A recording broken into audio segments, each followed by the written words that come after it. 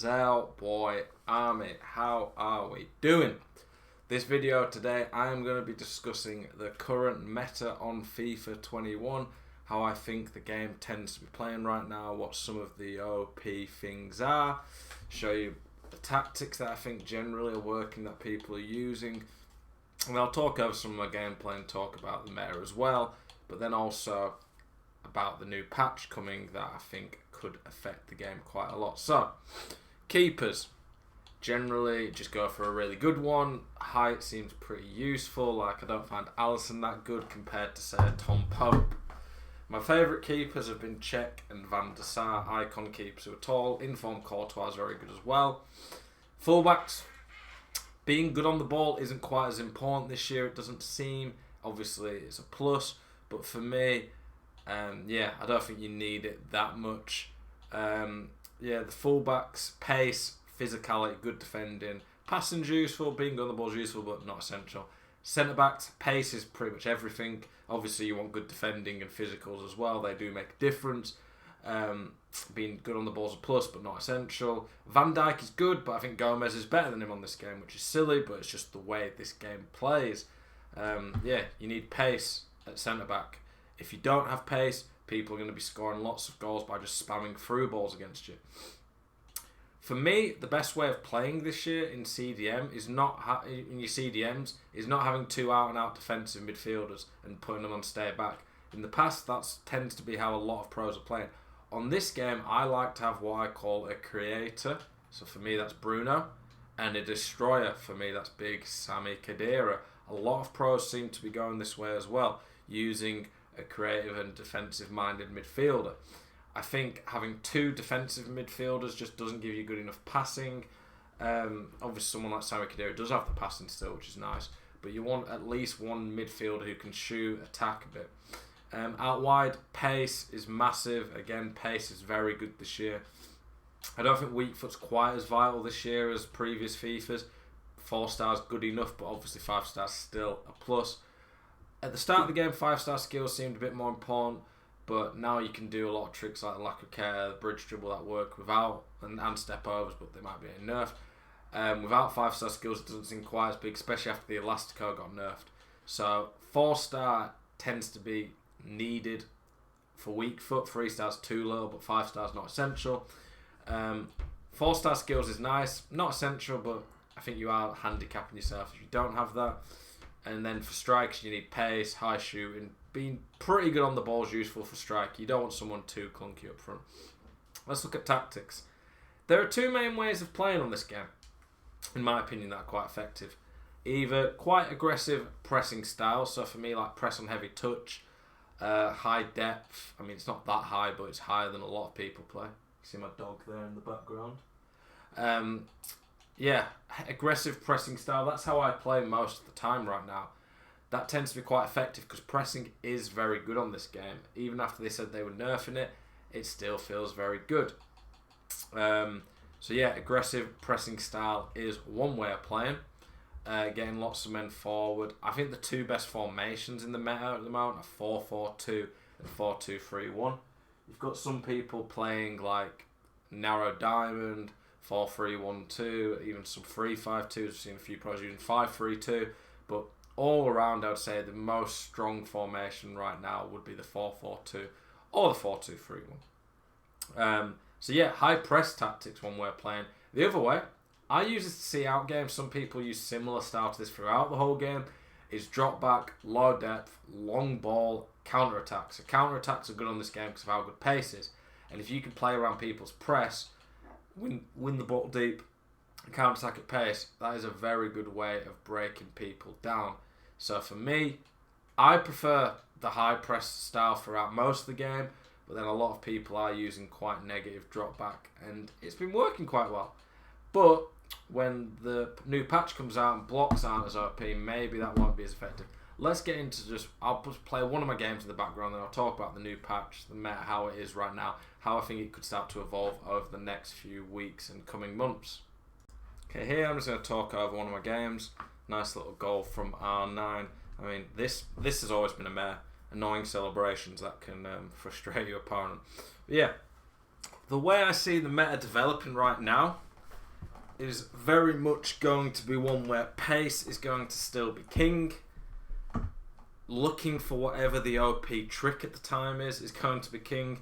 Because right now, the tricks, it just seems to be, it's whichever trick that just glitches defenders out. So Stepovers has been big for a while.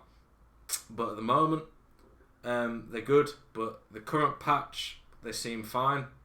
I don't think they're quite as OP as people have been saying, but I feel like I defend them quite well. But on the new patch, that's coming probably next week, I would say.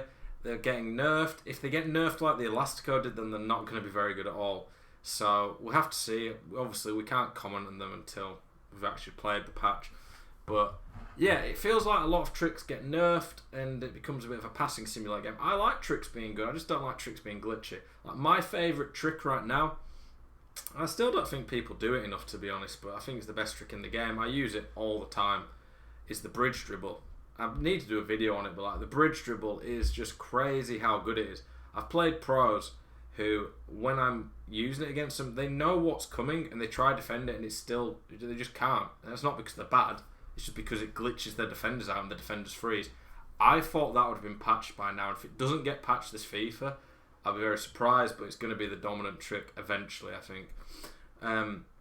In terms of shooting, we've not really had a meta evolve too much. Most shots seem quite consistent.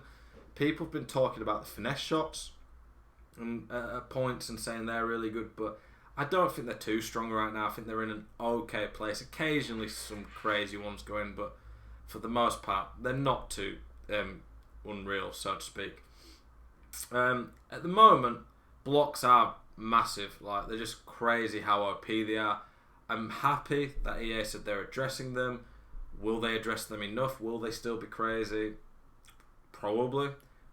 I hope they're nerfed to the point that people can't just AI defend and get every man behind the ball.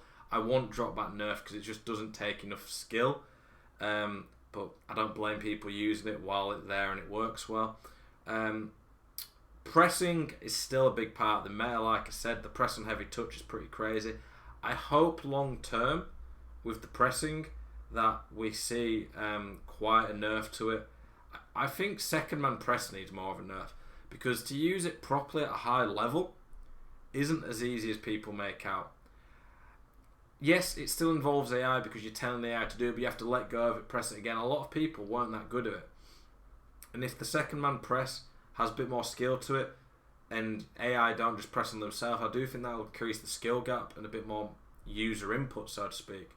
But for now, it's a bit too easy for people to press at a high level, and you shouldn't be able to press at a high level unless you're really good at it.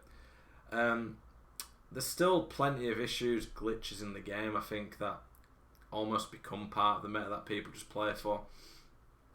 Free kicks, referee decisions are crazy right now. One thing that I wouldn't say is meta in terms of I'm not seeing people do it enough, but it's really good, is tactical fouls. Taking your opponent out when they're in a good position. I played against Lyrics last night and I got through one-on-one and I definitely would have scored, but he just fouled me. He actually got a red card. It was only like the second time I've seen a red card on this year's game, but as in a straight red.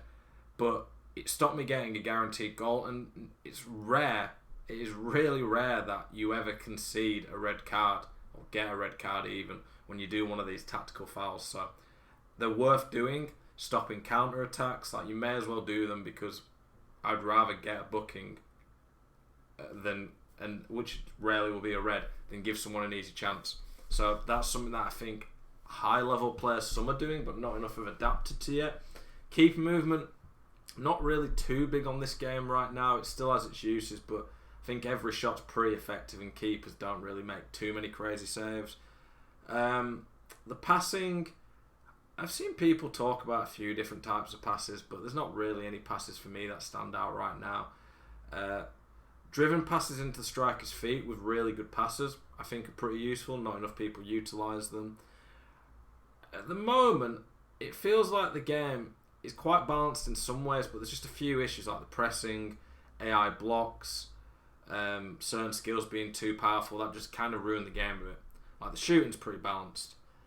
I personally think pace is fine. People are saying, oh, defenders are catching Mbappe. Well, yeah. If you have an informed Gomez, he has 97 sprint speed with a shadow, and Mbappe without a pace boost, which most people aren't going to put on him, has 96. So Gomez technically slightly faster, ever so slightly, and when he's not dribbling on the ball, of course he's going to catch him. It's just the way EA have made the game with chem styles. Chem styles is a whole other debate. That's a whole other issue. Like, do people think chem styles should be in the game? But at this point, most people have really good defenders like Varane and Gomez. Varane has 85 sprint speed. Gomez has 87 on his inform. So Shadows, that's 95, 97. Hardly any players are going to have more sprint speed than that. And most people who have like Ronaldo or Mbappe might not put a full 10 pace or even a pace boost on Mbappe. So they're not even quicker. That's the bridge there. He moved his keeper, it was good by him, but the bridge over there just burnt his defenders. Like I say, it's frustrating at times this game because I feel like lots of areas are balanced, but then a few areas just ruin the rest. It'll be interesting to see what this patch does. Will it do exactly what it says on the tin? If it does, I think it's a big improvement to the game, but often when we get a patch, lots of other things change.